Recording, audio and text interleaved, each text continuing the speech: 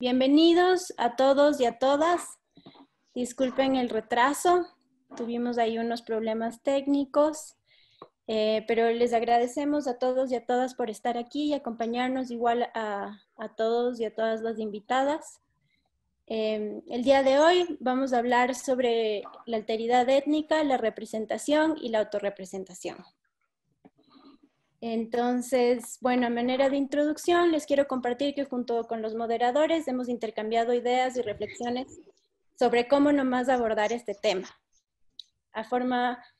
Entonces, les quiero compartir un poco de estos pensamientos que hemos tenido.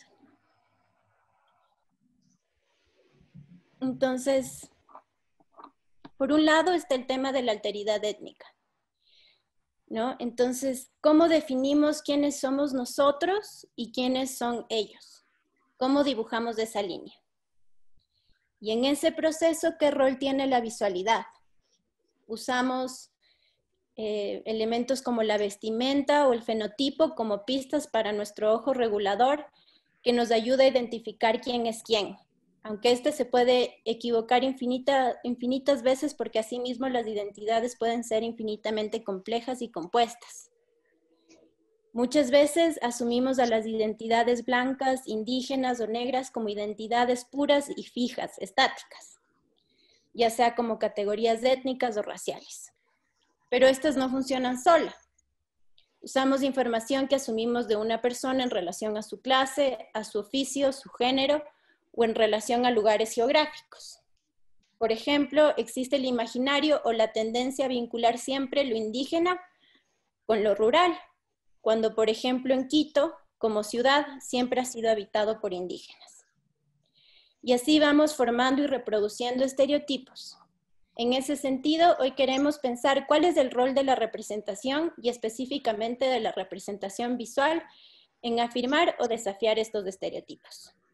Pensemos en la representación y la autorrepresentación y su relación con el poder. ¿Quiénes representan y quiénes son representados? En segundo lugar, nos preguntamos sobre el lugar de enunciación. ¿Cuál es el potencial de una historia contada desde la experiencia propia? ¿Cuál es la importancia política de reclamar espacios para las historias contadas desde el yo y desde el nosotros? Asimismo, también se plantea otra pregunta desde la autorrepresentación. Desde esta autorrepresentación, ¿se pueden reforzar estos estereotipos del momento de crear una imagen? Es decir, nos preguntamos y nos cuestionamos también si el lugar de enunciación es determinante o no para poder desafiar los estereotipos. En tercer lugar, queremos poner en tensión el quehacer de la imagen como un espacio que tiene este potencial de reproducir desigualdades y al mismo tiempo nos preguntamos en el potencial del arte como excusa y como herramienta para crear puentes entre distintos nosotros y entre distintos ellos. El pensar la imagen también no solo como producto y no solo como obra, sino como el proceso y la experiencia que genera conocimientos y que finalmente tiene el potencial de cambiarnos. Los invitados de hoy día son Inka Ricawi, Whitney Rodríguez, nuestros moderadores, y Mayeli Villalba, PJ y Sara Fuente, las artistas invitadas.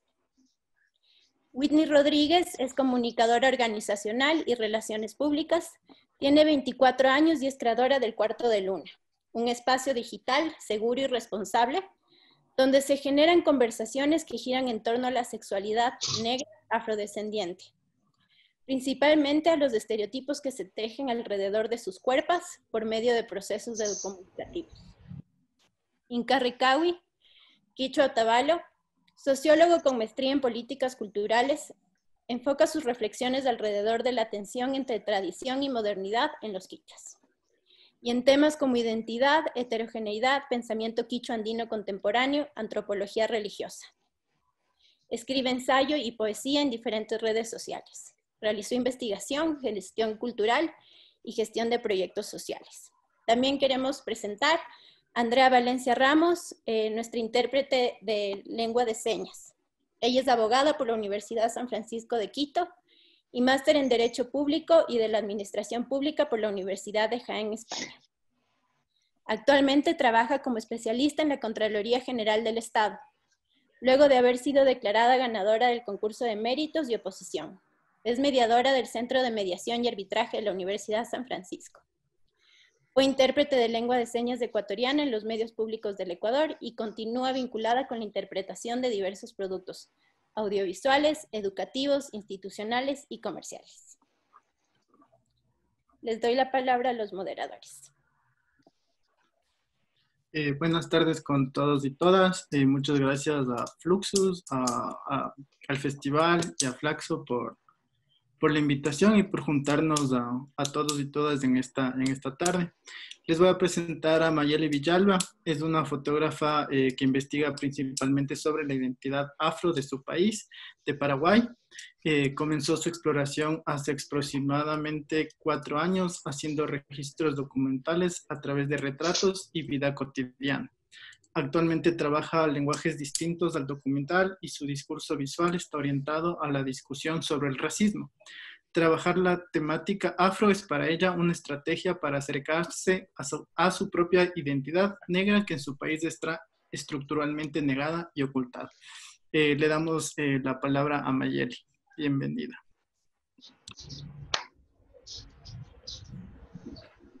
Hola, muchísimas gracias antes que nada por la invitación a Fluxus, a Flaxo y a toda la gente que está involucrada en esta serie de charlas que tienen temas muy interesantes en general, además de este. Me gustaría compartir pantalla. Voy a pedir permiso.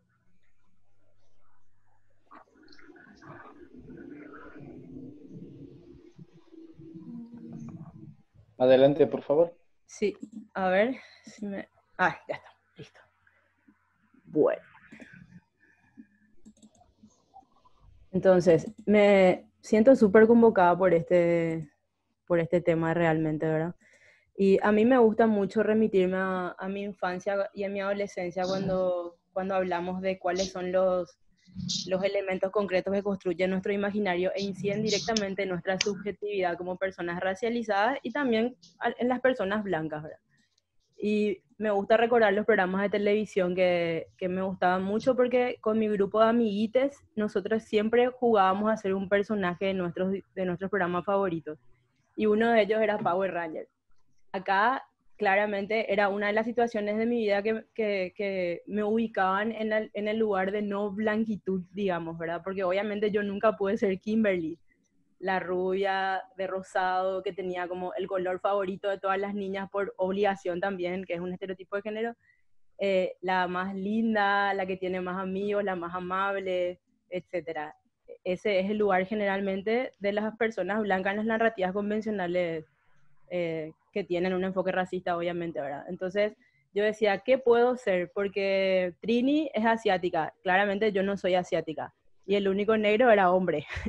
Entonces era una de las situaciones en las que me costaba muchísimo identificarme o representarme y poder encajar en los juegos cotidianos también de mi infancia con mi grupo de amigas.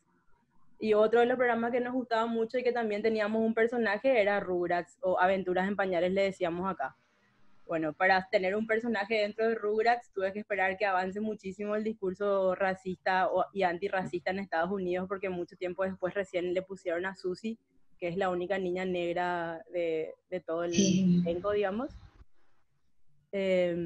Entonces, todo esto me recuerda a lo importante que es la representación dentro de los lenguajes visuales y audiovisuales, ¿verdad?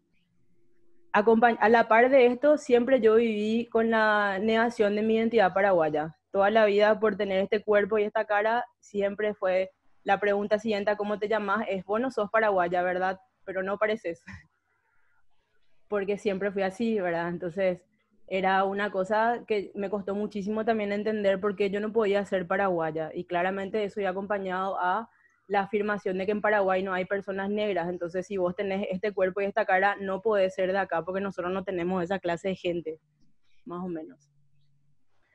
Entonces, todo eso lo que hace es como reafirmar mi necesidad a lo largo de mi biografía de entender de dónde viene la construcción de mi identidad en mi contexto, ¿verdad? ¿Por qué soy así? ¿Por qué no puedo ser de acá? ¿Por qué tengo este cuerpo?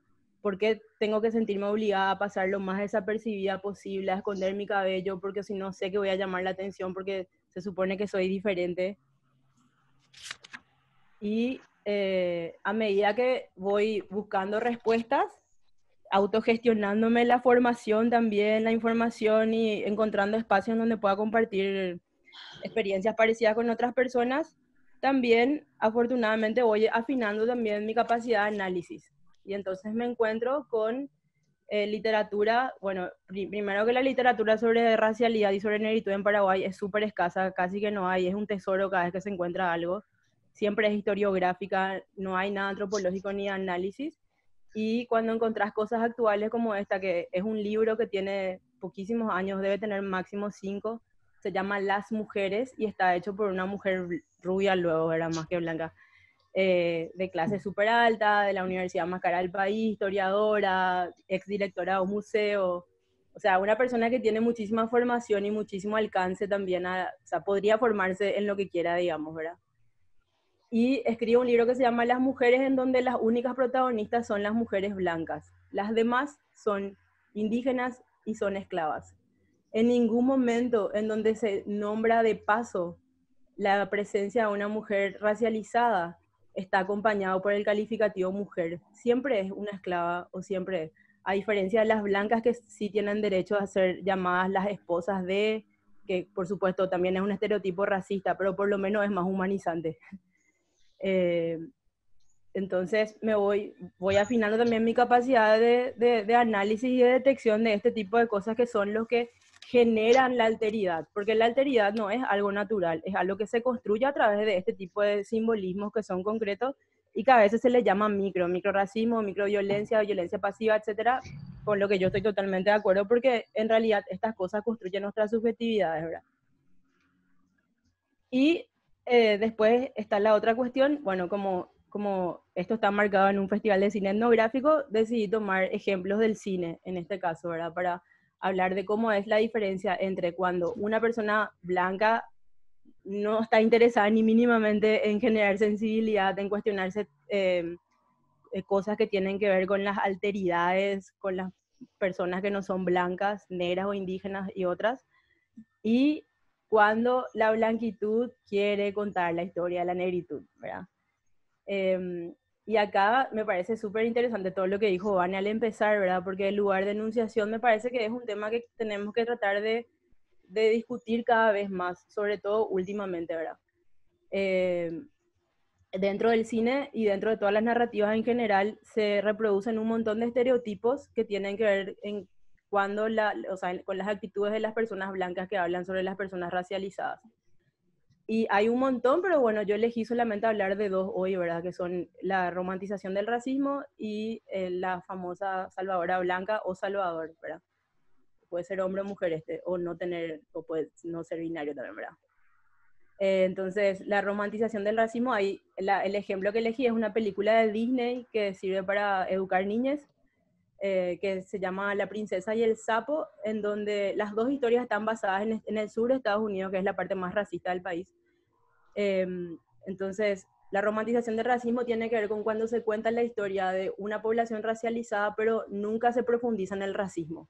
Siempre es como, está nomás ahí, pero nunca es tan grave el racismo, nunca es un problema tan incómodo y sobre todo eso no genera incomodidad para la blanquitud, no genera cuestionamientos sobre las actitudes racistas, solamente cuenta la historia de una manera romántica, ¿verdad? Como si fuera que no es importante el racismo, ¿verdad? En la biografía de estas personas y de todos nosotros. Por lo tanto, esa forma de contar la historia a nosotras, las personas racializadas, no nos sirve de nada, pero sí le genera mucha tranquilidad a la conciencia blanca, ¿verdad?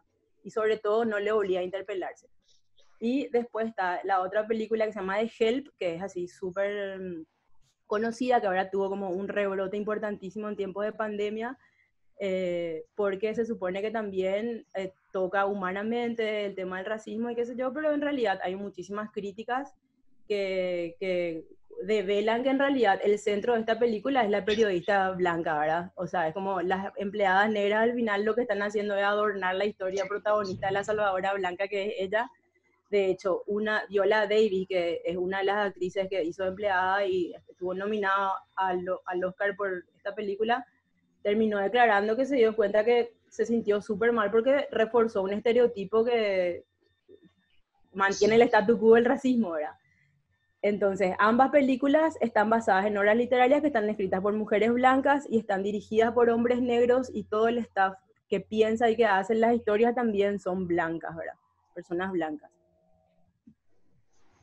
Y no me paran de brotar preguntas, o tengo muchísimas más preguntas que respuestas en la vida, ¿verdad? En relación a estos temas. Y una de las preguntas que tengo es: ¿por qué la blanquitud ama tanto hablar de gente negra, de gente indígena y otras poblaciones, pero le cuesta tanto hablar de gente blanca? O sea, en serio, si alguien conoce un trabajo de personas blancas que se titule sobre gente blanca y no sobre el pueblo afrodescendiente o sobre la comunidad indígena tal, por favor que me cuente, porque yo nunca vi, ¿verdad? No digo que no exista, digo que yo no conozco. Después, otra pregunta es: ¿cuáles son los cuerpos que están confinados a ser objeto de estudio en un sistema racista? ¿Por qué el cuerpo blanco, nominado como blanco, nunca es el sujeto de estudio? O casi nunca, porque tampoco que yo no me entere no quiere decir que no exista, eso también tengo clarísimo, ¿verdad? ¿Y para qué cuerpos está reservado el derecho a narrar las historias de los objetos de estudio, entiéndase personas objetivizadas, en un sistema racista? Son preguntas que yo me hago y que comparto por ahí si ustedes también se quieren hacer, ¿verdad?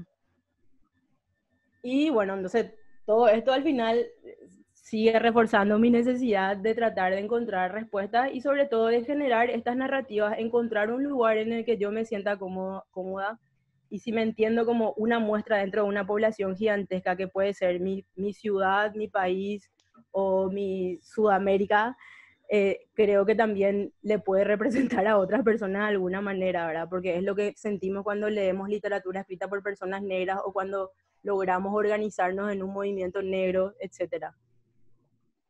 Y entonces salgo con mi cámara y me voy por todos los lugares del país donde pueda para buscarle a mi gente, básicamente, y me doy cuenta que somos muchísimas las personas negras en este país. Y tenemos todas las edades y diferentes experiencias, casi todas somos empobrecidas, y tenemos muchas de las barreras que tenemos son muy parecidas también, obvio, todas las personas, casi todas descendemos de una herencia esclavista que genera pobreza y exclusión y que nos cuesta hasta ahora muchísimo trabajo salirnos de ahí.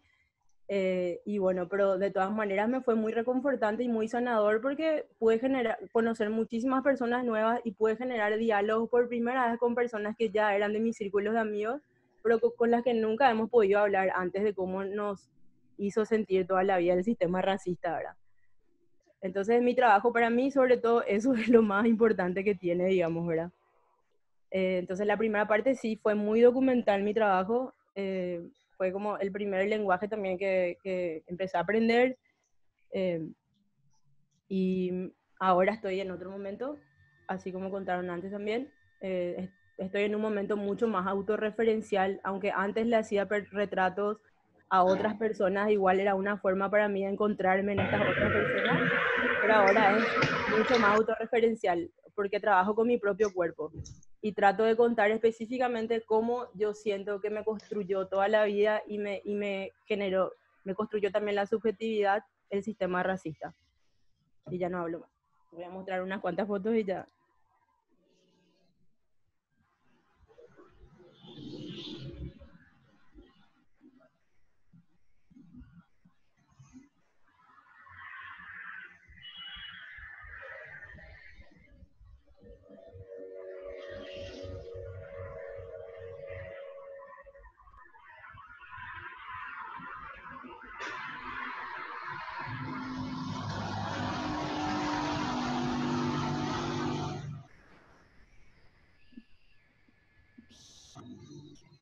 No sé si me excedí de tiempo. ¿Estás bien? Bueno, gracias. Me apuré muchísimo para no pasar. Gracias, Mayeli.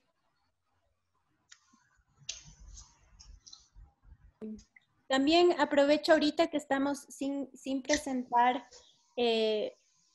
sin hacer la presentación, para recordar a las personas sordas que necesitan siempre ver la interpretación de lengua de señas, que una de las formas de asegurar que no se pierda la transmisión es primero estar en la sesión de Zoom y no en Facebook Live, y la otra es que el momento en que empieza una presentación de una de las artistas, si es que ponemos el cursor sobre la foto o la imagen, el video del artista, arriba van a salir diferentes opciones de cómo se va a hacer la presentación. Entonces, se puede ver solo la persona que está hablando, o se puede, salen dos rectángulos, un rectángulo o varios rectángulos. Entonces, eso también podemos estar pendientes para que dentro de las preferencias que cada uno tiene dentro de su Zoom no se pierda la interpretación de lengua de señas.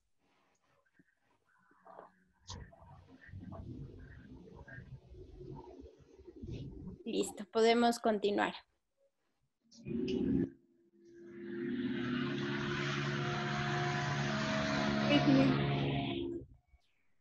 Buenas tardes. Muchas gracias primero por tenerme, por haberme invitado. Para mí es súper chévere ser parte de este tipo de actividades que nutren, me gusta decir, que nutren el alma, que nutren la mente, que nutren las relaciones sociales para poder crecer. Aquí estoy, me piden que encienda la cámara, aquí estoy. Les decía que muchas gracias y yo voy a pasar a presentarles a una persona impresionante. Es mi compañera en la universidad. Bueno, yo ya me gradué, ella sigue estudiando y tuvimos la dicha de compartir espacios nutritivos, académicos, no tan formales, donde pudimos conocer más de la historia afro en Ecuador. Entonces, esta persona se llama, solo déjenme ver aquí. Aquí estoy. Es la Sarita Fuentes o la Sara Fuentes. La Sarita es fotógrafa, activista de la comunidad Quichua Otavalo, de la parroquia de Ilumán. Actualmente estudia Relaciones Internacionales y usa la fotografía de retrato como una herramienta de crecimiento personal y comunitario. Por este medio busca dar luz a la diversidad que existe dentro de las culturas indígenas y en varias partes del mundo. Los retratos no están completos, sino cuentan una historia. La imagen de la mujer indígena va mucho más allá de la belleza física o de ser catalogada como un objeto cultural. Nosotras somos poseedoras de historias, experiencias, sabiduría, miradas y singularidades que hacen de nuestras comunidades mucho más complejas. Somos tejedoras del presente, pasado y futuro, más no los estereotipos con los que se nos ha asociado. Su objetivo como fotógrafa es capturar a sus hermanas Warmis bajo una mirada ontológica.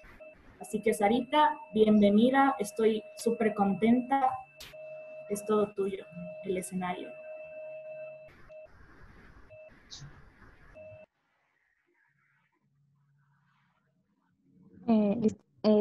¿Me escuchan? Sí, me escuchan bien, solo para comprobar. Sí, sí te escuchamos. Gracias. Listo. Primero que nada, muchas gracias por la introducción. Como Whitney ya mencionó, soy Sara Fuentes, pertenezco a la comunidad Quichua Otavalo, sin embargo no Otavalo ciudad, sino Otavalo rural. He crecido aquí toda mi vida y hoy quiero hablar un poco acerca de la autorrepresentación y cómo la fotografía juega un papel importante justamente en este proceso. Voy a compartir algunas fotos mientras voy compartiendo un poco de mí, mi comunidad y las experiencias que he tenido. ¿Me pueden confirmar, por favor, si se ve bien la foto? Sí, se ve bien. Listo. Muchas gracias. Bueno, primero empezar comentando que el hecho de ser fotógrafa no ha sido un proceso de poco tiempo y también el hecho de capturar, ¿no? Vivencias propias no ha sido un proceso simple, más bien ha tenido muchas complejidades, ya que la fotografía para mí es muy especial, porque me ha acompañado en el proceso de identidad, de cómo yo empiezo a crecer como una mujer quichua. Hay una realidad que le pasa a muchos jóvenes de mi comunidad y a muchas también chicas de mi comunidad, ¿no? Que justamente es que hay un punto en el que muchos no quieren ser quichuas, no queremos ser quichuas, por todo este proceso de también tal vez racismo, tal vez exclusión en la publicidad o incluso la falta de representación, ¿no? De autorrepresentación en los medios sociales, también en los políticos, en los ámbitos, ¿no? En general. Un claro ejemplo es el hecho de que yo nunca tuve una profesora quichua. Una vez, solo una vez, fue que tuve una profe en la universidad, sin embargo, ella era profesora de quichua. Más no una académica per se, como hay no, estos profesores de alto rango que se les conoce, ¿no? Entonces, ha sido todo este proceso, todas estas vivencias, tratando de aceptar la cultura de mis ancestros, de mi familia, de mi comunidad. Entonces eso ha sido la fotografía para mí. Me ha acompañado personalmente a empezar a apreciar, ¿no? Y a empezar a hacerme estas preguntas de qué significa ser quichua para mí y qué estoy haciendo con la fotografía para reflejar este proceso. Entonces, justamente, como empezar por esa parte, creo que es importante, comentando que la fotografía se relaciona bastante con mi identidad y creo que para muchas de nosotras ha sido más bien una forma de sanamiento, de algo, un viaje personal en el que hemos podido mostrar a la sociedad, ¿no? Quiénes somos, cuáles son nuestras historias y las complejidades que existen incluso dentro de nuestra comunidad. Entonces, quiero hablar un poquito de esta foto. La tomé hace unos 2 meses y bueno, ahí está mi abuelita y también está mi hermana. Mi hermana también tuvo que pasar por un proceso de identidad muy duro. Ambas migramos a Quito por motivos de estudio.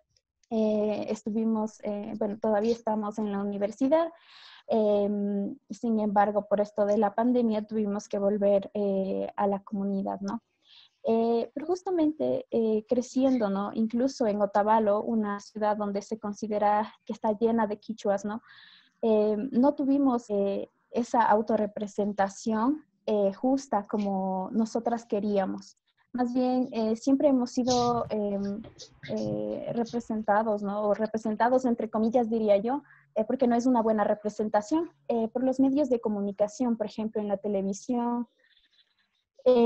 Cuando observas actores que pretenden ser quichuas, cuando no son quichuas, de una manera bastante irresponsable se nos muestran como ignorantes, como sucios y todos estos adjetivos que no solamente existían fuera de mi comunidad, no fuera de la comunidad quichua, sino también dentro, porque nosotros empezábamos a asumir esa identidad, creernos lo que ellos nos dicen quiénes somos, y muchas veces eso causaba frustración, ¿no? Si esto es lo que me dicen que yo soy, entonces yo no quiero ser esto, ¿no? Ese era nuestro pensamiento. Entonces, justamente estas fotografías creo que para mí representan la conexión que nosotros volvimos a tener con nuestra comunidad, con nuestra abuelita en la comunidad. Las abuelitas, ¿no? Son consideradas mujeres sabias. No es tan famoso el pensamiento de enviarles a un asilo de ancianos, ¿no? Sino más bien se quedan a vivir con las familias y justamente mi abuelita vive. ¿Perdón? Perdón que te interrumpa. Lo que pasa es que estamos teniendo problemas con la transmisión de lengua de señas. Entonces te quería pedir si es que puedes, por favor, dejar de compartir pantalla mientras hablamos de esa misma imagen para que volvamos a tener interpretación de lengua de señas y tal vez cuando veamos otra imagen la mostramos un ratito y luego volvemos a no compartir imagen para que no se pierda la interpretación de lengua de señas. Listo, me parece bien, no se preocupe. Listo. Entonces, volviendo a este tema, les comentaba que justo este proceso identitario fue parte de estas fotografías y el hecho de volvernos a reconectar, ¿no? No solamente con la comunidad, sino también con las personas de nuestra familia fue bastante sanador. Y por ese motivo, no digo que es necesario que una persona quichua debe volver a su comunidad para volver a apreciar sus raíces, ¿no? Creo que depende de cada caso. Sin embargo, para nosotras ese fue el caso. Entonces, este proceso de identidad quería como capturar poco a poco y capaz no tengo todas las fotografías, ¿no? Sin embargo, siento que esta fotografía que les acabo de mostrar es el resultado de todos estos 4 años en los que nos hemos cuestionado quiénes somos como quichuas, qué representa la comunidad para nosotros. Entonces observaban en la fotografía que mi hermana estaba compartiendo con mi abuelita, ¿no? Y justamente eso simboliza para nosotros y en la foto se observa, ¿no? Que están realizando una actividad que es del día a día, ¿no?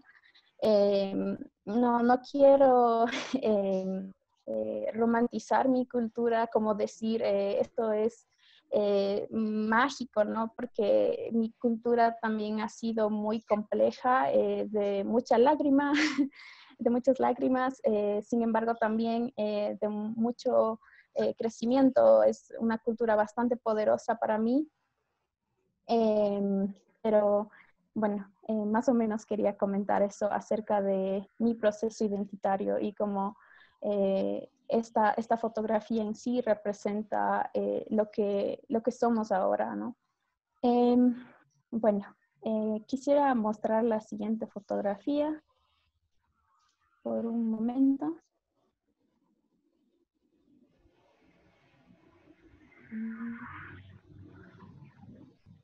No sé si... Ok.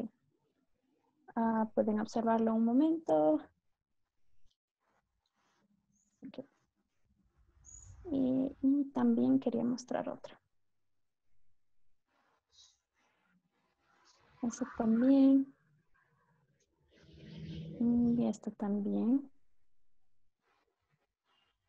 Y listo. Voy a hablar de estas fotos entonces. Bueno, las fotografías, la primera fotografía que compartí es de una mujer quichua, es una de mis amigas, se llama Melissa y ella fue igual parte importante de mi crecimiento. Ella sabe quichua y no sé si saben, pero algunos de los indígenas jóvenes no crecieron aprendiendo quichua porque sus padres no les enseñaron por el miedo a que tengan un acento o que mezclen los idiomas. Entonces, en mi caso también ocurrió eso. Entonces, Melissa fue una de las personas quienes me motivó, ¿no?, a aprender el idioma. Entonces, y volver a retomar, ¿no?, eso que había sido, creo, un reto para mí.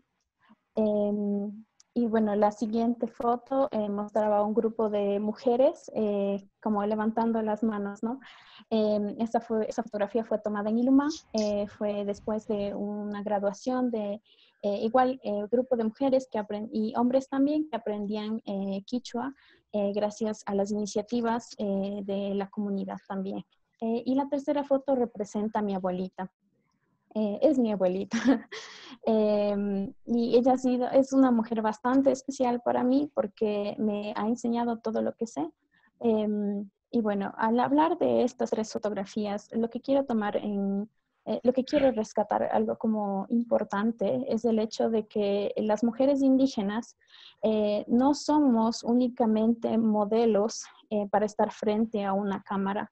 Mi objetivo no es mostrar una cara bonita o una figura esbelta. Mi objetivo no es capturar esas simplificaciones que se hace acerca de una comunidad.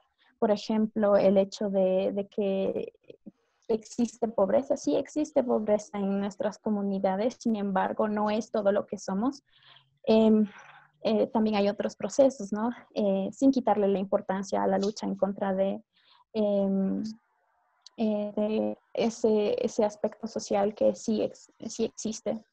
Entonces, las mujeres indígenas vamos mucho más allá, como les decía, de todos esos estereotipos que tenemos. No solamente estamos delante de la cámara, también estamos detrás de la cámara.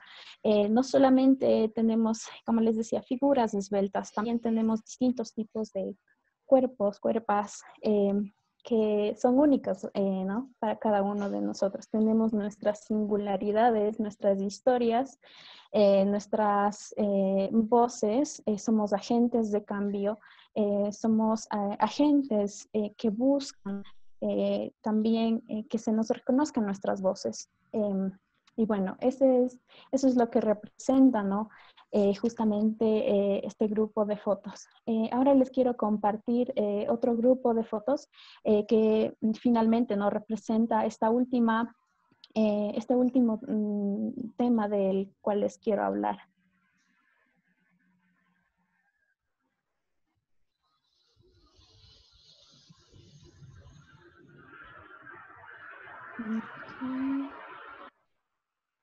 Ok. Sí.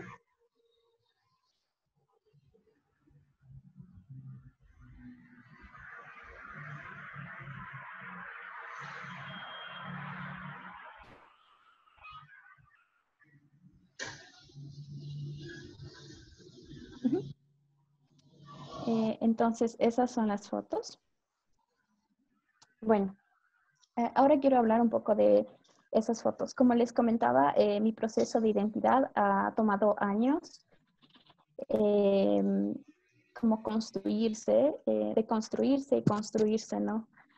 Sin embargo, gracias a varias oportunidades de becas que tuve durante mis años de universidad, pude acceder a un intercambio estudiantil en los Estados Unidos.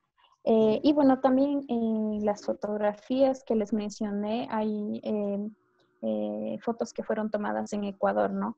Entonces, durante toda esta construcción de identidad, fui conociendo a personas bastante pacientes, bastante sabias, que me motivaron a seguir cuestionando el aspecto de identidad, ¿no?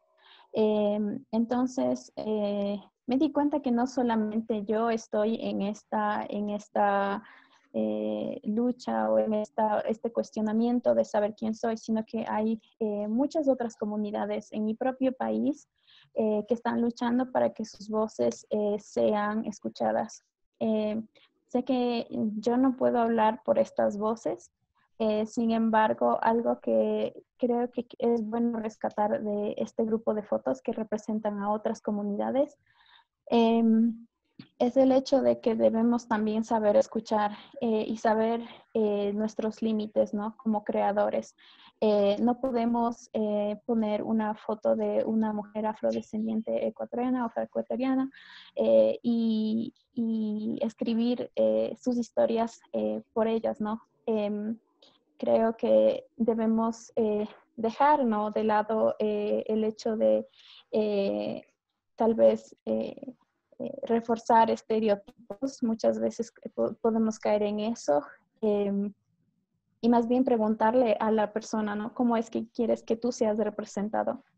Entonces, en este proceso, ¿no? La primera foto mostraba a Melanie, que es una amiga de la universidad igual, es una mujer afroecuatoriana. La segunda fotografía mostraba a Janai, que es una chica Hmong que conocí en intercambio en los Estados Unidos. La otra foto, la otra foto que les mostré es Hiroko, una amiga que igual conocí durante mi intercambio, y ella es una mujer japonesa que igual venía a estudiar conmigo. Y la última foto es de mi otra amiga que se llamaba Gaby. Sin embargo, tenía otro nombre que es un nombre nativo americano. Ella es de la comunidad Menominee en Wisconsin. Entonces, era Menominee o Neida. Entonces, todas estas mujeres tienen una historia que compartieron conmigo, igual de la misma forma me permitieron tomar fotografías acerca de ellas, ¿no? Sus retratos. Entonces, todo lo que aprendí a partir de escucharles y solamente estar en silencio fue bastante bueno, ¿no? Porque es también dar ese espacio a que las personas cuenten sus historias y no asumir yo porque ya las vi por ahí, ya sé su historia. Entonces, más o menos eso quería hablarles el día de hoy acerca de la autorrepresentación, que es importante crear estos espacios para las personas que han sido históricamente excluidas, darles el espacio para que escuchen, para que otras personas escuchen sus voces y también apoyarles, ¿no? Apoyar el trabajo que realizan, apoyar el arte que realizan. Porque he visto muchas veces que a pesar de que hay mujeres, no se les visibiliza o no se les da ese apoyo que es importante, ¿no? Y por otro lado, que les comentaba acerca de también conocer los límites, hasta dónde puedes hablar de la experiencia del otro. Y también que muchas veces es importante, ¿no? Solo estar en silencio y escuchar. Entonces, gracias.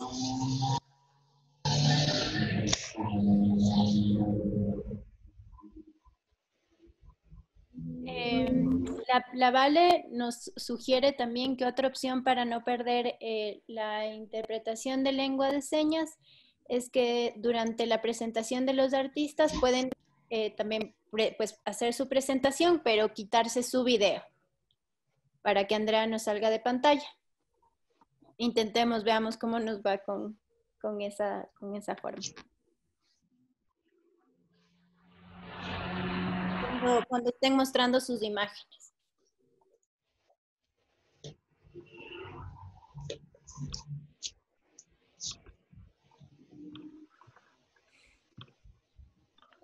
Bueno, a continuación vamos a seguir con PJ.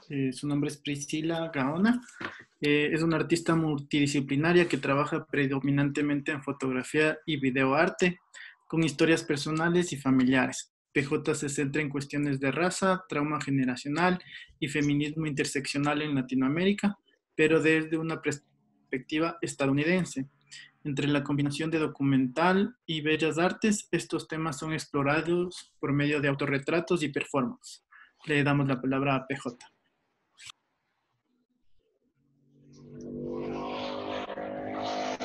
No se te escucha. Está silenciado el micrófono. Ya, ¿me escuchan? Okay. Hola, gracias a todos por la invitación. Voy a hablar primero y después enseñar los videos.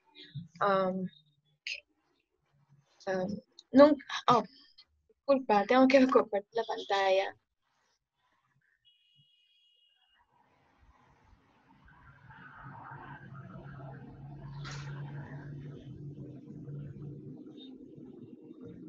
Okay.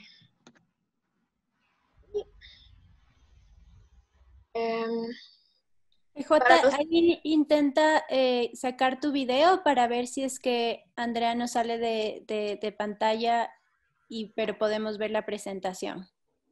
También, Sara, muchísimas gracias por tu presentación. Ok. El texto de la presentación va a estar en inglés para los invitados que no entienden español, pero ok, ahora voy a empezar.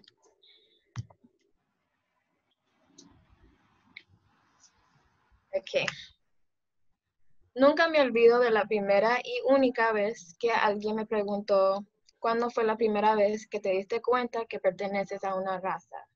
Y mi respuesta a esta pregunta me ha guiado hasta hoy con mi arte.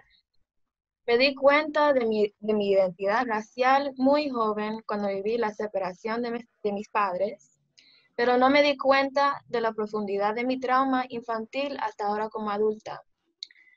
Con esta dualidad de autoafirmación y autodescubrimiento, di luz a la serie Big Ma's Daughter, que básicamente es hija de Big Ma. Big Ma es mi madre. Esta fue la primera vez que me coloqué en mi obra y la primera vez que alguien usó estas prendas que mi mami compró con su primer cheque de pago real en los años 80 en Esmeralda. Mi padre abusivo nunca la dejó usarlos. Estos autorretratos capturan mi presencia vestida con esta ropa en lugares, perdón, estoy un poco nerviosa, en lugares en los que mi padre solo quería que estuviera mi madre. Por ejemplo, en la cocina, en la casa, etcétera, etcétera. Estoy vistiéndome en las prendas de mi madre, pero también existiendo como yo misma en esta ropa. O sea, no solamente estoy tratando de imitar a mi madre, pero también estoy cometiendo un acto de rebelión inocente contra mi padre después de procesar la realidad de nuestra relación como padre e hija en esta etapa de mi vida. Pues, experimentando con autorretratos, experimentando con autorretratos me cambió la perspectiva totalmente en cómo interactuar con mis pensamientos. La serie Big Ma's Daughter me motivó a seguir explorando mi relación con mi padre, pero con mi propio pasado en lugar del de mi madre. Y entonces el resultado de eso fue Daddy Issues. Daddy Issues quiere decir problemas de padre, que le dio su padre. Dos cosas que sabía muy bien en estos momentos eran la fotografía y el pasado de mis padres, pero dos cosas que no sabía en absoluto fueron videoarte y la raíz de mis problemas con mi papá. Así que dejé que mis curiosidades dramáticas y artísticas experimentaran a través del video con todos los sentidos. Y pues quería seguir la práctica de autorretratos en video, entonces Daddy Issues salió en performance. Clavé mis manos en cualquier cosa, jugué con sonidos que no había escuchado en años, hice mis propias prendas y accesorios, jugué con sonidos que no había, perdón, jugué con los muertos, lancé dildos y canté desde los closets de la casa donde me crié. Y después, este proyecto se llama You Ain't Even My Daddy, y You Ain't Even My Daddy quiere decir tú ni eres mi papá. Y este proyecto se trata sobre el exnovio de mi madre, a quien resiento hasta la muerte y a quien la gente siempre trató de obligarme a ver como mi padre. A medida que la exploración de mi trauma infantil se volvió más compleja de explicar, en este trabajo se ve la eliminación de subtítulos, los gestos, la voz y otros sonidos que convierten en la narración. La mayoría de las veces en esta obra escuchas diálogos en la primera actuación, pero en casi todo el video me quedo en silencio, tal como me acuerdo de mi pequeño yo como niña, bastante muda, pero las voces de mi cabeza, los besos de mi madre, y los pasos de este hombre eran las cosas más fuertes que podía escuchar. En todos mis trabajos, los colores de mis uñas, objetos y los ambientes de mis performances, de mis actuaciones, son siempre intencionales. Los esquemas de colores funcionan como referencias culturales, raciales y de la infancia, al igual que el uso de los objetos. A veces las escenas más coloridas son las más oscuras emocionalmente. You Ain't Even My Daddy es esencialmente como la versión más oscura de Daddy Issues. Entonces, mi trabajo sale como en capítulos sin querer. En esta aventura de descubriendo mi trauma infantil. Y el capítulo final, por decir, de mi trauma infantil es Ñaña. Este video aborda el inmenso y interminable rivalidad entre hermanos que tengo con una de mis dos hermanas. Viniendo de una familia ecuatoriana, siempre me ha tocado cómo usamos ñaño, ñaña. Me parece como la cosa más cariñosa de nuestra cultura para alguien nacida aquí. Elegí este título para vivir como una contradicción con lo que siento por mi hermana. Puedo darle este cariño a cualquiera, menos a ella. Y la razón por la que nos sentimos obligados a estar cercanas es porque somos de una cultura de donde los hermanos son importantes. Entonces, el título no solo es una contradicción con nuestra relación seca, sino que el título le da a la obra un cuerpo ecuatoriano real como el mío, sin tener que incluir la cultura a través de materiales, palabras o audio como en mi trabajo anterior. En Daddy Issues menciono cómo noto a mi padre, mis rasgos faciales, más que nunca. La escena de apertura en You Ain't Even My Daddy trata sobre las pruebas de ADN. Y aquí en Ñaña, la escena inicial es una distorsión facial. Mi hermana y yo nos parecemos a nuestro padre con las sonrisas de nuestra madre. Y ahí, solamente con eso, tenemos variedades de esencia afrodescendiente y también indígena.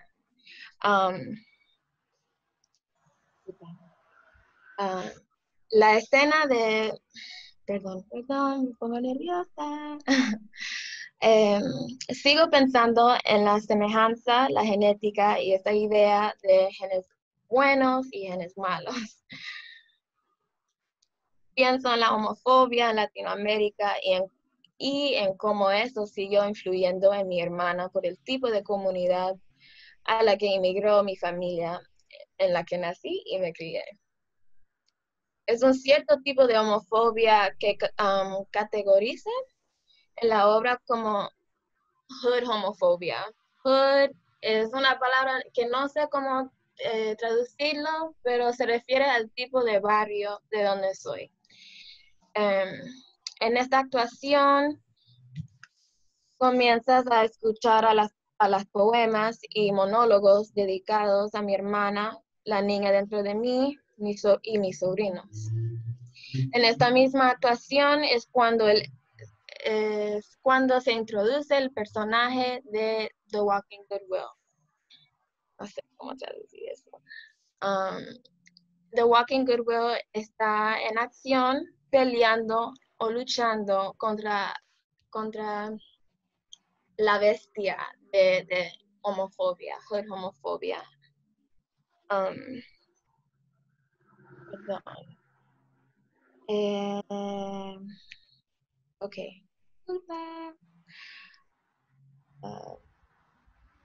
Ok. Bueno, entonces el personaje del Walking Goodwill también pelea con el peso de las grandes diferencias de edad entre hermanos, el orden de nacimiento y las experiencias que vivo en ropa usada de mis hermanas.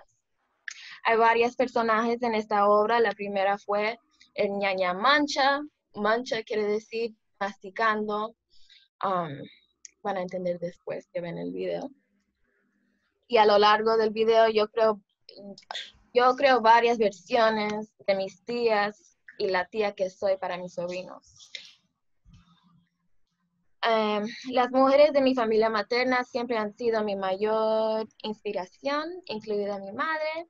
Lo primero que yo reconocí como belleza fueron las uñas largas y vibrantes en las manos de mujeres negras. Mi abuela, mis tías. Mi mamá no se pone uñas, pero... La primera vez que sentí a Dios fue al ver las prácticas espirituales de estas mujeres. Mientras más hijos que mis hermanas paren, más me doy cuenta que estoy llenando el papel de mis tías para mis 7 sobrinos. Ser tía es uno de los roles o posiciones más preciados que tengo en mi vida, y los vientres de mis hermanas me dio acceso a eso. Aquí... Perdón que te interrumpa un ratito. André, ¿puedes hacer un poco de silencio? Porque a veces como que se va y viene tu transmisión porque necesitamos un poco como de que el Zoom perciba ruido. Ya, o sea, ¿hago bulla a veces? ¿O Sí, hago más silencio? No, haz un poquito de bulla porque por alguna razón como que entra y sale tu imagen. Ok. Okay. No sé si capaz, o sea, es que estoy tratando de pensar cómo sería la mejor forma. No sé si habría alguna forma de tener como un ruido bajito constante.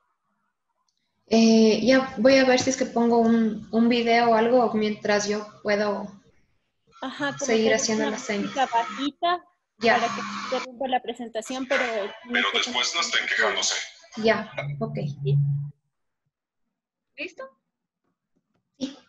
Ok. Entonces, aquí en esta parte de ñaña, esa actuación se llama Where Are My Babies? Eso quiere decir, ¿dónde están mis bebés? Y estoy refiriendo a mis sobrinos. Y aquí pueden ver el personaje que... Perdón. Aquí puedes ver el personaje donde elementos de mis tías y la espiritualidad de nuestra familia está incluido en este personaje, esta forma de la tía tradicional en mi obra. Ok. Ahora me interesa la forma en cómo tono de piel o colorismo, por decir, puede cambiar la forma en que dos personas con casi la misma cara navegan y son percibidas en Estados Unidos. Con efectos hechos con pantalla verde y mi tipo de comedia. Fuck you for your service, no voy a traducir eso. Utilizo la asociación de mi hermana con el militar de Estados Unidos para explicar cómo esta rama del gobierno, que tiene un largo historial de abuso de personas de color, inmigrantes y la comunidad LGBTQ, se ha perdido el cerebro, mi pobre hermana. Y eso afecta nuestra relación violentamente. Finalmente,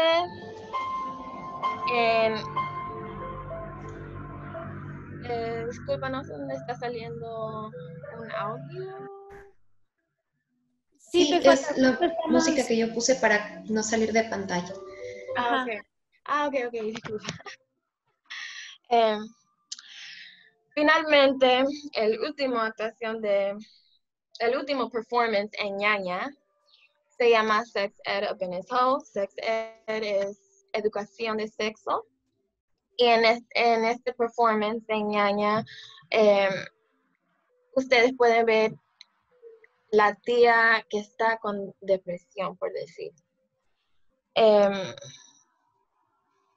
Perdón. Disculpa. Finalmente queda Sex Ed Up in His Hole y aquí van conociendo a otra tía la tía depresiva. Ella tiene elementos de la tía tradicional, pero más de una manera moderna en la que me presento a mis sobrinas y sobrinos visual y verbalmente.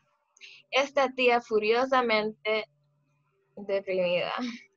En un monólogo de educación sexual para mis sobrinas y sobrinos, les recuerdo agresivamente lo que sus madres me enseñaron. Luego les advierto con más energía, con más cariño, que qué hay de malo en todo, en las cosas que sus madres me enseñaron. Y les hago saber delicadamente y afectuosamente de qué se trata el sexo. Escenas de Sex Up in His Home y la tía moderna que soy.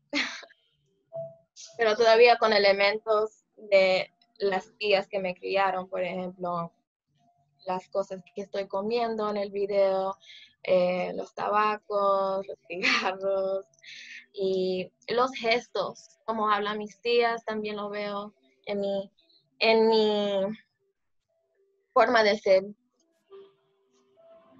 Y finalmente también estoy haciendo un documental que está en progreso.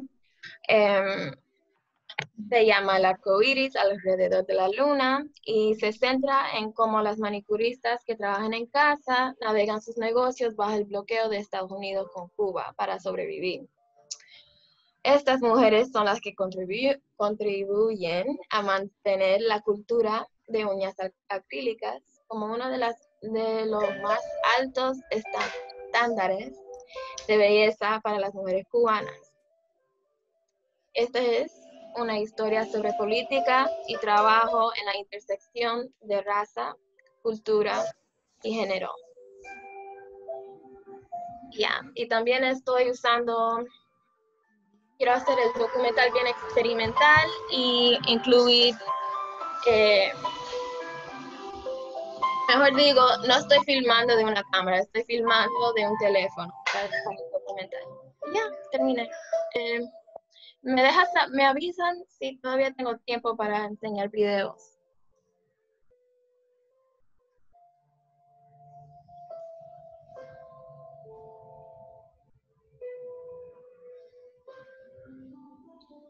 ¿Cuánto tiempo duran los videos?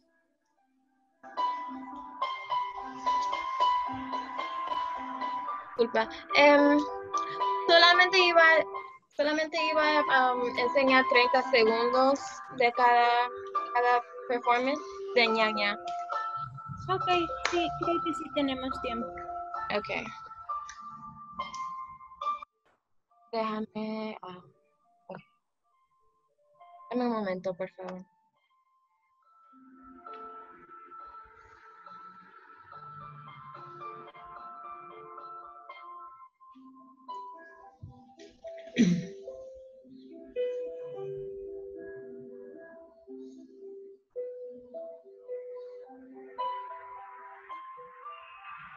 Vane, tengo una pregunta.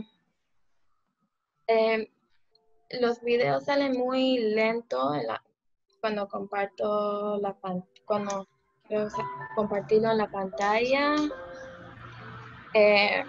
No sé si es mejor si puedo dejar un enlace. Claro, puedes ponerlo en el chat. Parece que igual la música, parece que la música igual no está funcionando, entonces podemos bajarle, André. La apago, ya, ok. Gracias, Andrea. Sí, si alguien tiene, porque parece que se va y viene tu imagen, André, y no sabemos qué es lo que hace que vaya y venga. Entonces, si es que algunos de los invitadas saben o entienden un poco más de Zoom, avísenme por favor, porque estamos aquí tratando de determinar qué es lo que hace que entres y salgas, pero no lo llegamos a entender. Veamos, porque sí, está todo el tiempo con la cámara y el sonido, que es lo que nos habían recomendado. Ajá. Sí, no entiendo por qué será. A ver, me dicen... Dice, creo que tienes que elegir cómo presentar la pantalla. Ahora está dando prioridad al sonido. Pero el rato de las presentaciones, a ver. Yo ya había hecho pin a la imagen de Andrea, igual. Igual sí, ahora que se acabaron las presentaciones y es más el momento de charla, se puede encender las cámaras de los moderadores y artistas y no tendríamos ese problema.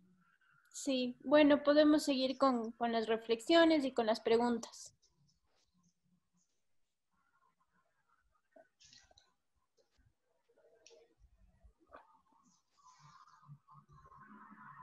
Les doy la palabra a Intarri y a Whitney.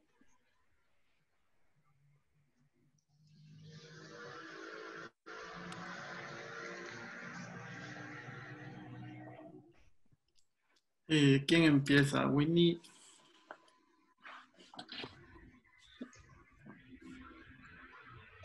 Incarri, ¿estabas hablando? Puedes empezar tú, no hay problema.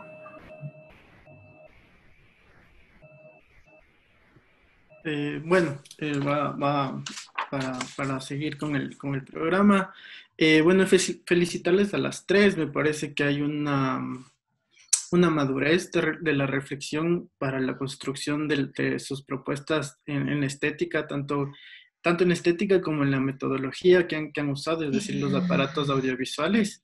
Y bueno, eso me parece súper interesante. Yo lo que voy a tratar de hacer es como encontrar los puntos en común que yo puedo percibir del trabajo, y creo que hay, se ha notado mucho el tema de la identidad.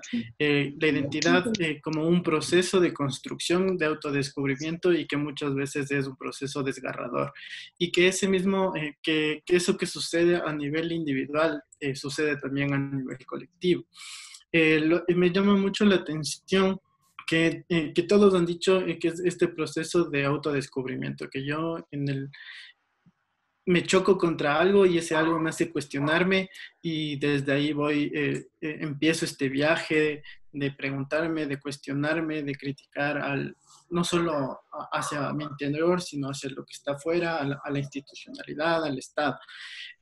Eso como primer punto, esta transposición que se puede hacer desde este viaje individual al proceso identitario colectivo también. Un poco también revisando el trabajo de Mayeli, que tuve la oportunidad de ver. Creo que ahí está cuando ella se pregunta sobre la identidad afro-paraguaya, ¿no es cierto? Y que está negada desde esta sociedad. Hacer este link entre la identidad individual, la colectiva y la construcción del Estado-Nación. Y ahí me parece que es súper interesante, como también al Sara y Mayeli, y en menor medida PJ, hablan sobre estos lugares de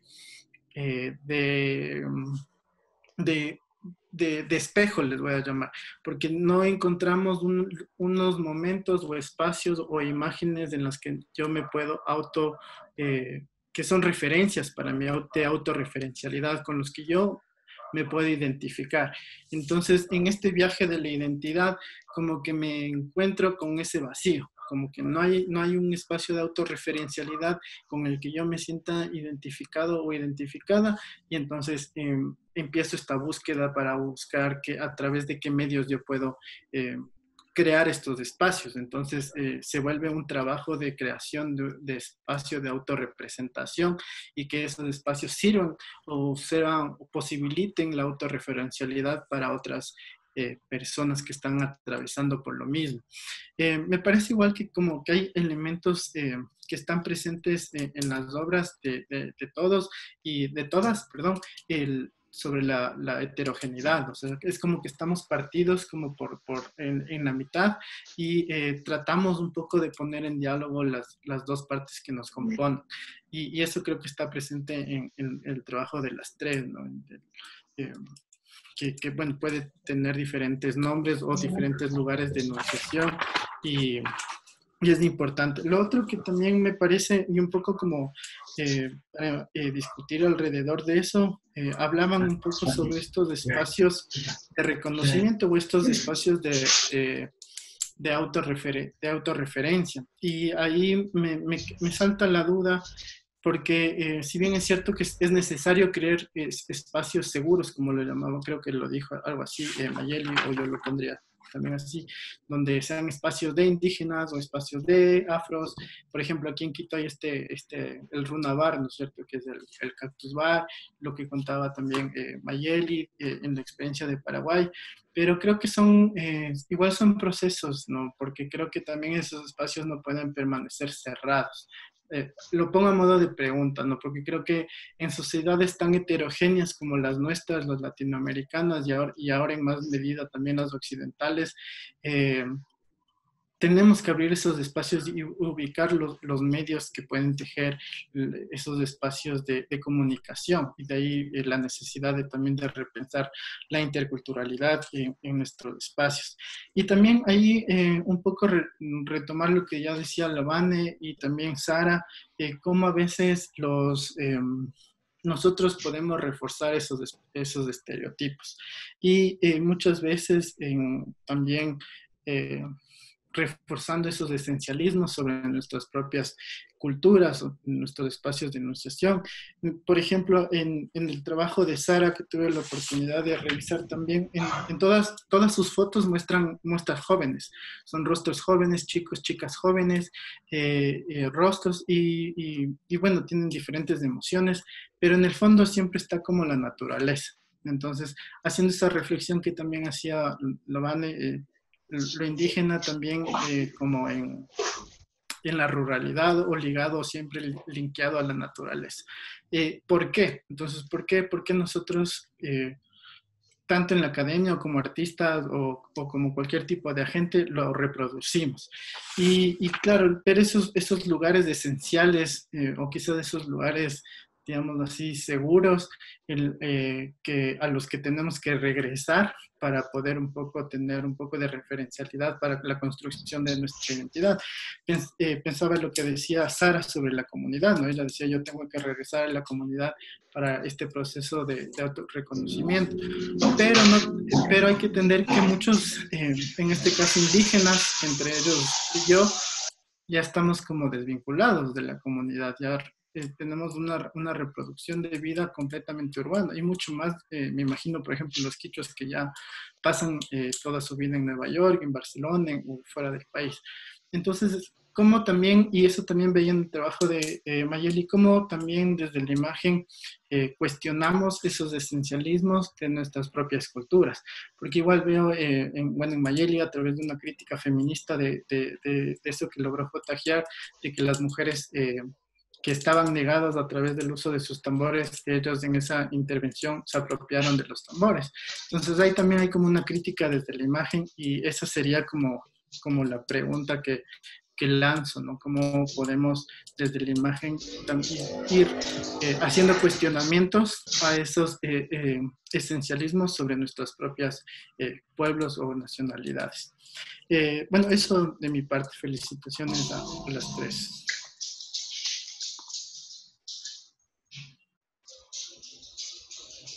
Yo tengo una pregunta. ¿Pasan primero a contestar la pregunta de Incarri o puedo seguir?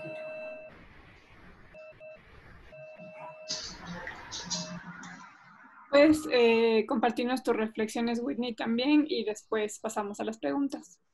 Ok, Karen, muchas gracias. Bueno, antes, cuando estaban en el proceso de planificar este espacio, recuerdo que nos pidieron que revisáramos como los perfiles de cada uno de los participantes y a mí me encantó muchísimo el de las tres y ahora mismo una persona que se me escapa el nombre. Pero no tiene comparación lo que vi y lo que leí con lo que ustedes pueden explicar del porqué, del tiempo y el espacio que las llevó a cuestionarse este tipo de situaciones, este tipo de eventos. Estoy encantada. Yo no tengo más que felicitarles porque llegar al punto en el que una persona que ha atravesado situaciones como estas y poderlas mostrar a través de algo tan visual como es la fotografía o el performance, debe ser súper complicado, debe ser bastante doloroso, no sé, lleno de emociones, me imagino, porque me ha pasado y no soy fotógrafa. Yo solo trato de crear contenido, entonces su trabajo es mucho, no sé, es gigante. Les felicito profundamente. Muchas gracias por haberme brindado este espacio y conocerlas así. Bueno, algo que yo puedo rescatar del trabajo de Mayeli, Sara y PJ o Priscila es la importancia en la que ustedes, no sé, en el camino donde estaban tejiendo este tipo de historias a través de la fotografía o el performance, se dieron cuenta de lo importante que era,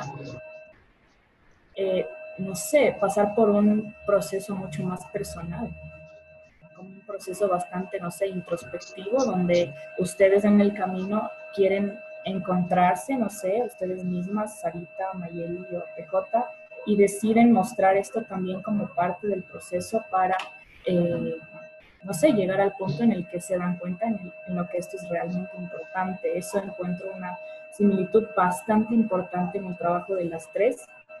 Y también me lleva a pensar y a todos cuestionarnos cuán importante es el tiempo y el espacio en el que nuestro ser, nuestra existencia atraviesa esos lugares y cuán importante es el tiempo y el espacio en la construcción y reconstrucción y deconstrucción de nuestras identidades, de ese montón de identidades que nos atraviesan, de las que únicamente somos conscientes cuando están atravesadas por cierto entorno, ¿no? Porque me quedo mucho con la reflexión de la Mayeli y de la Sarita, en cada una en su parte, en la que, por ejemplo, y PJ, ¿no? También, en la que Mayeli nos decía que ella se dio cuenta cuando vio los dibujos que no tenía representación a través de cómo ella se veía, ¿no? Y a mí me pasó muchísimo eso.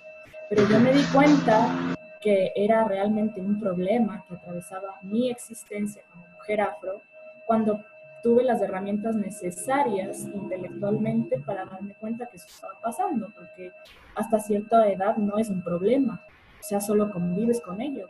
Yo siempre quería ser la Power Ranger rosada y nunca caí en cuenta que no era negra como yo, solo quería ser ella.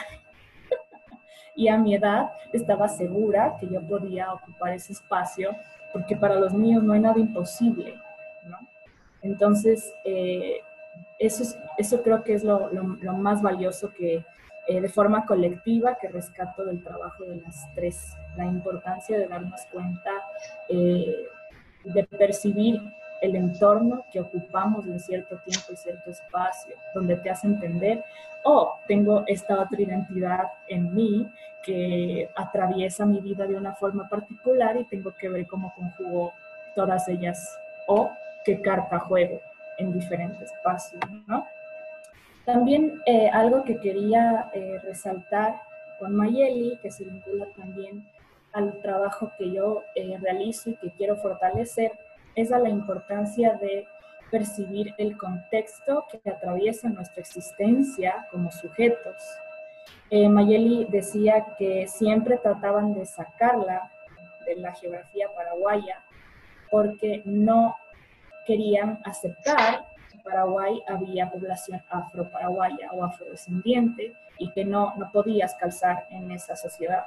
A mí me pasaba algo parecido en Ecuador, pero no porque en Ecuador se crea que no hay personas negras, sino porque en Ecuador se piensa que los negros somos feos. Entonces el comentario que atravesaba... Entonces el comentario con el que tuve que vivir mucho tiempo y del cual tomé percepción mucho tiempo después fue, eres negrita, pero eres linda. Y yo, o sea, al principio era como, chévere, me estás diciendo linda, eso, muchas gracias, ¿no? Después vuelvo cíclicamente a esta reflexión donde digo, hay ciertas cosas de las que te das cuenta mucho después y empecé a decir, wow, pero entonces quiere decir que los negros aquí somos feos. Y empecé a responder, bueno, no sé qué personas negras hayas visto, pero con las que yo me llevo, con las que yo me vinculo, somos bastante lindas. Llévate más conmigo, de cerca, ¿no?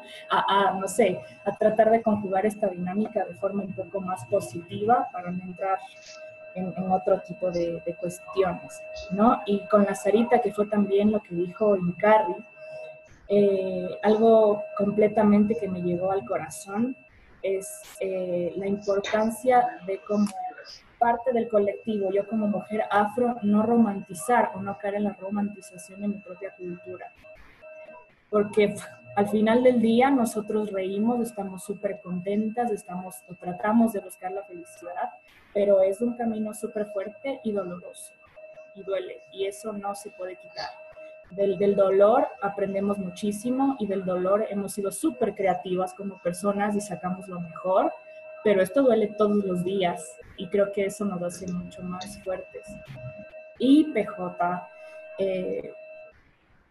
es algo gigante lo que haces.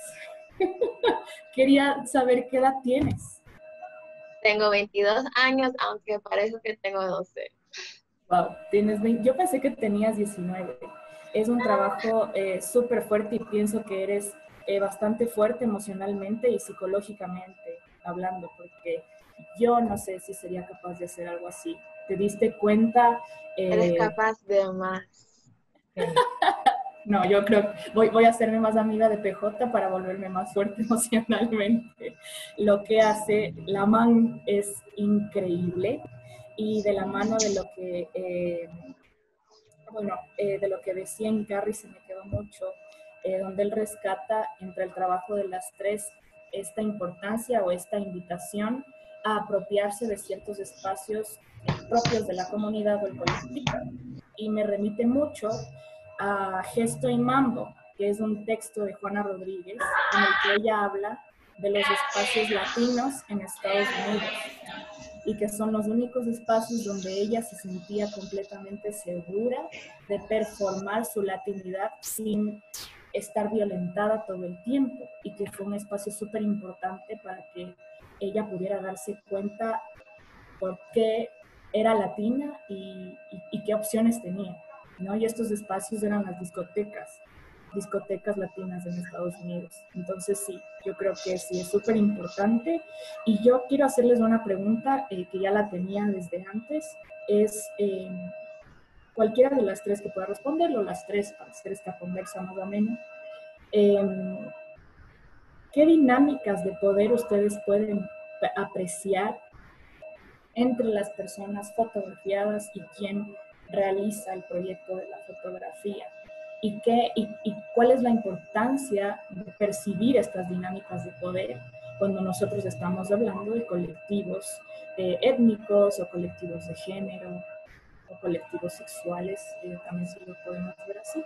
Y con eso, yo les mando un abrazo sin coronavirus. Estoy completamente, es gratitud lo que siento ahora. Felicitaciones, chicas. Ustedes son, no sé, quiero casarme con ustedes en algún punto de mi vida. Con las tres, no hay problema. Después de coronavirus, voy para allá. Les mando un abrazo.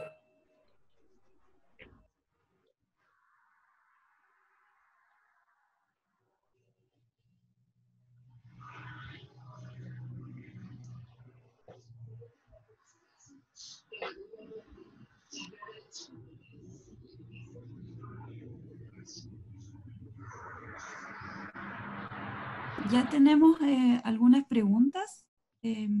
Beth Realpe pregunta, Mayeli mencionó que la blanquitud quiere contar la historia de la negritud y eso lleva a romantizar el racismo. ¿Cómo una persona blanca, mestiza, puede contar esas historias de manera correcta sin que se lo llegue a estigmatizar?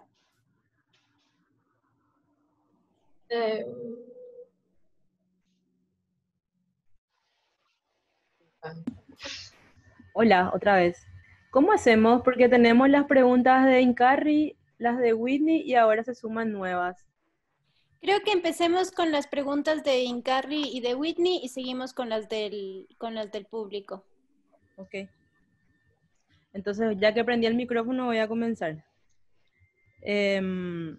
Incarri hacía una pregunta en relación a qué tan efectivo o qué tan sano puede ser esto de mantener espacios separatistas por población o por sectores sociales. Yo creo que mi opinión es que son espacios súper necesarios porque generalmente son espacios de reconocimiento, de autorreconocimiento y de reconocimiento colectivo también, ¿verdad? Para mí esa es la primera utilidad y necesidad que tenemos de contar con esos espacios. Para aprender a hablar con la blanquitud sobre lo dañina que es la relación racista entre nosotros, es muy importante poder tener espacios entre pares para entender primero que no es un problema personal, porque yo muchísimo tiempo pensé que tenía mala suerte y que por eso me pasaban un montón de cosas. Cuando empecé a conocer el feminismo me di cuenta que hay un sistema patriarcal que genera todos estos problemas de mi cuerpo por ser mujer, y después cuando empecé a conocer el sistema racista me di cuenta que un montón de los otros problemas que tengo son producidos por un sistema que se llama racista. Entonces dejé de pensar que soy una persona con mala suerte, sino entenderme como una persona producto de varios sistemas violentos que generan desigualdad y traumas sociales, etcétera, ¿verdad?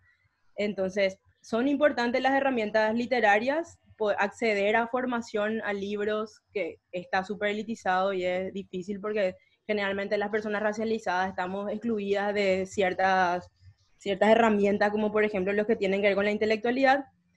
Y por otro lado también es súper importante tener espacios sociales para compartir con gente igual, espacios entre pares. Entonces por eso los espacios separatistas para mí son herramientas muy importantes de sanación.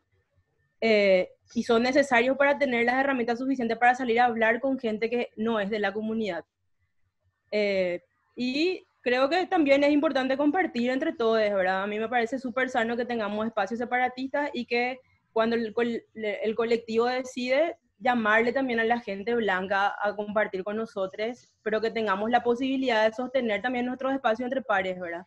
Creo que eso es importante para las mujeres y para las personas racializadas y todos los grupos, digamos, en general. Y lo Mayeli, sí. siguiendo eso, ¿hay en Paraguay cómo es la relación entre los afros y los pueblos indígenas? A partir de lo que estás diciendo, ¿no? Esta relación, digamos, de espacios de gente racializada y bueno, otro sería con los blancos, pero entre afros y pueblos indígenas, ¿cómo es? Bueno, de hecho que varios pueblos, o sea, hay 3 comunidades que se autoperciben afrodescendientes en Paraguay, y por lo menos 2 de ellos se construyeron, o sea, son hoy el producto de la mezcla de ambos, porque se les metió más o menos en el mismo lugar a los 2 y bueno, ahora son el tipo de gente paraguaya que es, ¿verdad? Y de hecho hay una fiesta tradicional que es la representación de una mezcla entre una cultura de un pueblo indígena y ese pueblo que es afro, que es el lugar en donde hay mayor densidad demográfica afrodescendiente en Paraguay, que se llama Emboscada. Se llama Cambara Angala Fiesta, y todo en esa fiesta es una mezcla de cosmovisión de una comunidad indígena de las 19 que hay acá y de ese pueblo afro. Entonces sí, existe bastante, ¿verdad? Bueno, en relación a los esencialismos pueden ser peligrosos en algún momento, pero también muchas veces son herramientas de autoconocimiento y de reafirmación de identidad. O sea, muchísimas veces son herramientas políticas también, ¿verdad? De hecho, generalmente un elemento bastante común en todos los pueblos de la diáspora africana son la música con percusión y el baile, ¿verdad? Por supuesto que reducir a toda la comunidad solamente a esa expresión cultural y artística está mal, porque sacas muchísima información que es súper valiosa y que también es así de parte como los tambores y la danza de su identidad como otras, ¿verdad? Pero son herramientas que nos sirven muchas veces para reafirmar nuestra identidad y para decir, hola, nosotros somos esto. En Paraguay, por ejemplo, hay una comunidad, una de estas 3 comunidades se llama Cambacuá, y el ballet y el elenco de música y danza de Cambacuá es la mayor referencia que hay acá de la afroparaguayidad. Entonces, esa es una herramienta política importantísima para la comunidad, porque a veces es lo único que se sabe, pero por lo menos cuando se escucha ese tambor y se ve ese baile, se sabe que esa es la gente afroparaguaya de Cambacuá. Entonces es una herramienta de reafirmación identitaria súper importante, y el esencialismo también, ¿verdad? Porque sirve para eso. Por supuesto que encasillar todo solamente a eso sí está súper mal y es súper dañino, ¿verdad? Pero me parece que siempre que a la comunidad le sirva, está bien que se use, o sea... y lo de Whitney también, a mí, yo te juro, Whitney, que no me acuerdo cuántos años tenía, pero recuerdo también la sensación de cuando me dijo una mujer blanca de la familia, familiar político en realidad, por lo menos sos una negra linda. Y fue tan extraño para mí porque supuestamente era un halago, y bueno, eso se podría categorizar como una violencia pasiva, que por supuesto que no es, porque imagínate que no sé ni cuántos años tengo, pero recuerdo toda la sensación, o sea, me generó trauma, por lo menos, ¿verdad? Entonces era como, parece que es un halago, pero te genera culpa. Como sos algo malo, pero por lo menos disimulás. Por suerte no pareces tanto lo que en realidad sos. Y eso es lo que te hace, tipo, tratar de alisarte el cabello, operarte la nariz, porque toda mi familia toda la vida me prometió que a los 15 años, en vez de fiesta, me iban a regalar una rinoplastia. Entonces, por supuesto que crecí súper acomplejada con mi cuerpo, los elementos de mi cuerpo que tienen... entonces, bueno, y la dinámica de poder entre el narrador y el objeto de estudio o fotografiado en este caso, el narrador es el que tiene el poder. O sea, vos le podés decir a una persona, vengo a tu comunidad para hacer la historia de la papa y después yo me voy y hago con mi archivo la historia que me da la gana. Esa es la verdad. O sea, la persona que se va y que tiene la cámara o que tiene los recursos que sea que se utilicen es el que tiene el poder. Y bueno, tiene que tener algunos criterios éticos para no ser violenta y etcétera, ¿verdad? Y cómo una persona blanca puede revertir ese tipo de prácticas, me parece que es muy importante que se formen. Necesitamos personas blancas que se formen, por favor. No se vayan a contar nomás nuestra historia sin entender mínimamente cuáles son los estereotipos que su sector humano vive reforzando siempre desde toda la vida. Entiendan cuáles son para tratar de no, sin querer, en muchos casos, seguir reproduciendo. Si ustedes no estudian, no se van a enterar. Traten de hablar con gente, no le obliguen tampoco a la gente a que les dé clases gratis, porque realmente es mucho tiempo y mucho esfuerzo también para nosotros formarnos y poder entender cómo funcionan estas violencias sobre nosotros. Entonces, creo que primero que nada tienen que formarse. A mí me parece que los hombres, para poder entender los problemas de las mujeres, tienen que formarse porque no es su experiencia, no hay otra forma sino es tratar de estudiar. Y las personas blancas también tienen que hacer eso porque no son cosas que les pasó en la vida y nunca les va a pasar. La violencia racista no es un problema para la gente blanca, entonces tienen que tratar de formarse, ¿verdad? Eso en primer lugar. Segundo, traten de hacer que las personas racializadas cuenten su historia. Si ustedes ven una beca, si ven una convocatoria, si ven un llamado a concurso que tiene que ver con la temática negra, indígena o de cualquier otra comunidad que no sea la suya y que esté excluida justamente por ese sistema blanco, en vez de postular ustedes, llámenle a su amiga, compartan en su historia y traten de hacer que la propia comunidad cuente su historia, por favor, porque de lo poco que hay de nosotros, casi todo está hecho por ustedes. O sea, es como demasiado nuevo, casi que hace 2 horas nosotros pudimos empezar a irnos a la universidad, aprender a leer, aprender a escribir, tener cámara, estar en un Zoom, tener internet, ¿verdad?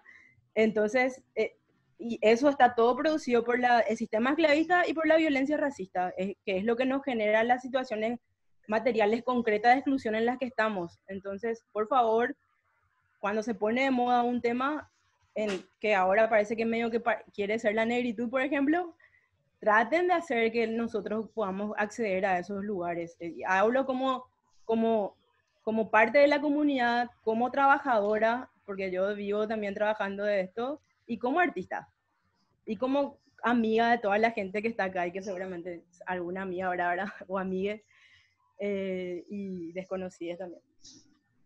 Eso.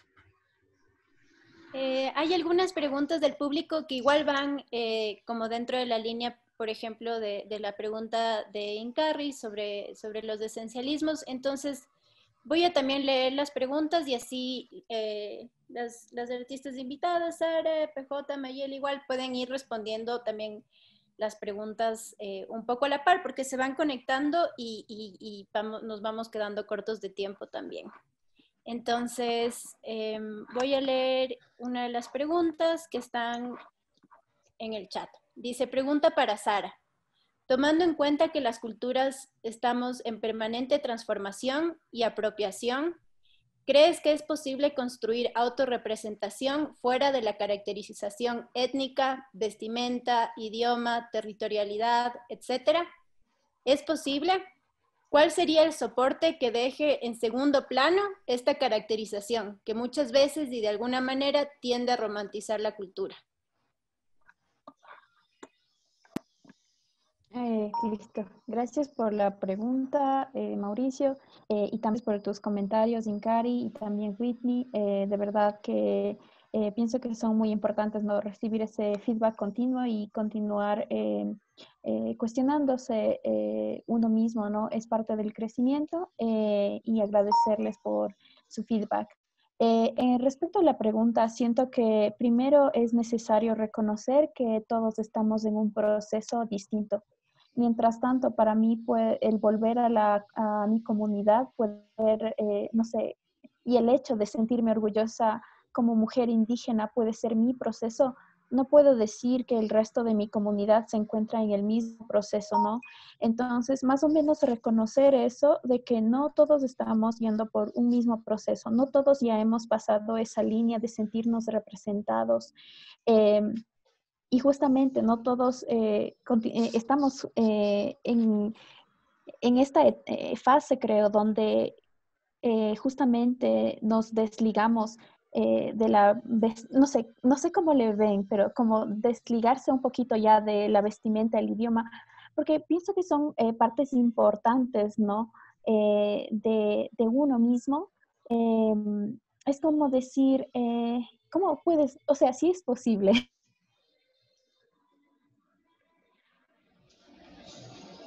Se me cortó un poco. ¿Me escuchan?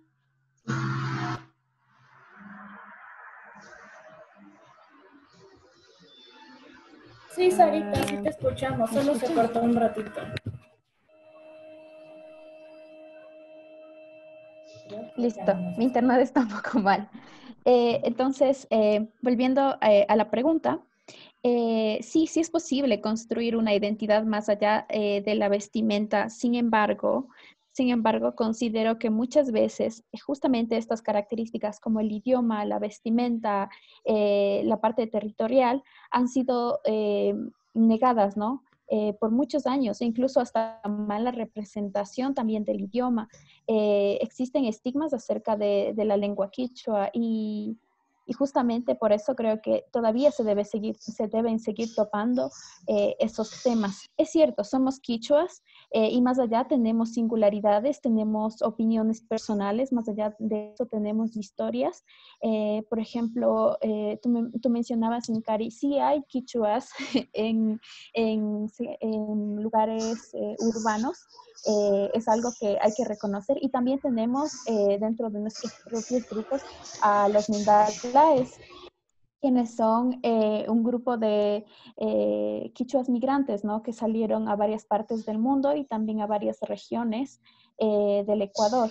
Entonces, justamente existe esta diversidad dentro de la diversidad. Sin embargo, yo no puedo hablar de ese proceso porque yo no viví ese proceso como Mindalae. Yo no crecí en un lugar urbano, más bien crecí en la ruralidad, justamente donde existe un poco más de esta conexión, ¿no? a la naturaleza y todo eso, que son conceptos que se deben entender más a profundidad y no solamente superficialmente, ¿no? Entonces, más o menos, pero volviendo a la pregunta, como para resumir, sí es posible. Sin embargo, cada uno está en un proceso distinto y tal vez para nosotros que ya leímos a ciertos autores, consideramos que existe un más allá. Sin embargo, hay gente que todavía ni siquiera está orgullosa de sentirse indígena, orgullosa de su piel, ¿no? Orgullosa del idioma. Y justamente creo que por esto es necesario continuar hablando de estos aspectos que forman parte de nuestra identidad, y es cierto, no es todo de nuestra identidad. Y dice, conseguir soporte que deje en segundo plano la caracterización que muchas veces de alguna manera tiene romantizar esta cultura. El soporte creo que es la empatía, y que si es que tú piensas que ya, o sea, ya existe un más allá, ¿no? Un plano más allá, entonces puedes hablar de eso, ¿no? Si es que ese es un punto, una fase donde estás, pero también hay gente que va a estar hablando de otra etapa de este crecimiento de identidad. Entonces, bueno, creo que le voy a cortar ahí para que también haya más tiempo para responder, ¿no? Para que PJ pueda responder igual. Me interesa responder a la pregunta de Valerie. Dice, no creo que soy una persona blanca, pero tampoco me considero una persona con raíces indígenas ni afro. ¿Cómo podría explorar o ir construyendo una identidad? Y yo creo que eso es una pregunta que muchos latinos específicamente preguntan, no importa si están viviendo en Estados Unidos, Canadá o Latinoamérica. Porque en muchas regiones de Latinoamérica, por ejemplo, donde hay más mestizaje, la gente se confundan en qué identificar, en cómo identificarse. Y para mí, yo creo que lo que importa es ser realista en cómo el mundo te perciben, pero al mismo momento que tengas un balance en cómo tú te identificas culturalmente, y ese balance de honestidad en cómo usted es percibida y con lo cultural, eso te va a guiar. Y eso es la meta de todo, ser honesta en cómo usted eres percibida en el mundo, porque al fin de todo yo puedo decir que soy súper afroecuatoriana, porque sí lo soy, porque soy criada por gente afroecuatoriana. No conozco la familia de mi padre, que son indígenas, pero no conozco a mi padre por una situación, no conozco a la familia de mi padre por una situación racista, y eso es otra cosa. Todo el mundo siempre quiere hablar como que Latinoamérica y Estados Unidos tienen racismo que es súper diferente y que no se comparan, pero en regiones de Latinoamérica como Ecuador, por ejemplo, donde no hay un montón de mestizaje como en el Caribe o México, Colombia, mejor digo, Colombia es un buen ejemplo. La gente se confundan en cómo, en qué soy yo. Por ejemplo, acá, como me ven con esta piel canela y a veces me salen los rizos, pero cuando tengo el pelo rizado, la gente se confundan y me ven la cara de raíces indígenas, pero se confunden con el tipo de tono de piel que tengo y cómo se ve mi madre en relación conmigo, etcétera, etcétera. Y durante mis 22 años de vida, yo he aceptado que está bien si la gente no me percibe como yo me siento, porque al fin de todo tenemos que dar la razón a la gente que verdaderamente son, como le digo, abusados por sistemas, por su raza, por su identidad, por todas las intersecciones. Y ya estoy llegando al punto, yo vivo en Nueva York y aquí quieren poner como nombres y títulos a todo. Y claro, algo general que es bien apropiado, es personas de color. Y personas de color, pero al fin de todo también mucha gente que están considerándose como gente de color ahora son gente que verdaderamente no lo son, pero por esa situación de cultura se confunden y cogen espacios en nuestras comunidades, cogen oportunidades de gente de color que verdaderamente somos de color, porque la otra gente se confunden y quieren ser incluidos en todo. Y eso es la problema. ¿Me entienden? ¿Me entiendes? Básicamente, yo no puedo decir a ninguna persona cómo identificarse. Solamente les puedo decir que sean honestos con sus caras. Simplemente. Bueno, creo que se nos está acabando el tiempo. Les agradezco muchísimo a todas las personas que se unieron en la reunión de Zoom y también por Facebook Live. A todas los artistas, Mayeli, muchísimas gracias por tu intervención, por todas tus reflexiones. Creo que igual me quedo mucho con este tema que también lo retoma PJ de ser conscientes en los espacios que ocupamos, ¿no? Eso mismo, eso. Y de impulsar, ¿no? De conversar, o sea, la cosa es hablar, ¿no? Y escuchar distintas voces, debatir, a veces estaremos de acuerdo, a veces no, pero es importante que estén distintas voces para eso, para estar de acuerdo o para no estar de acuerdo, en cualquier caso, pero poder estar hablándonos. También gracias, Sara, por todas tus reflexiones, por tu participación. PJ, te mando un abrazo grandísimo. Whitney y Carrie, muchísimas gracias por ser los moderadores de esta charla. Y bueno, creo que eso sería todo por hoy. El viernes vamos a tener la charla de género, sexualidades y disidencias. PJ va a poner el enlace de Ñaña aquí también para que lo puedan chequear. Y bueno, quedan todos despedidos. También quería pedirles por